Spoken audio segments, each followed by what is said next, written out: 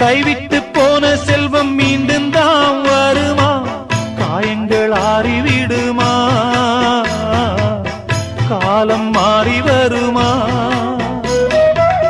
இருண்ட வானம் வெளுக்குமா? நெஞ்சுக்கு அமைதி கிடைக்குமா? இருண்ட வானம் வெளுக்குமா? நெஞ்சுக்கு அமைதி கிடைக்குமா? அம்மாடி என்ன செய்ய மன்னிக்கணும், என்னத்தான் யார்கிட்ட சொல்லி அழுவேன்?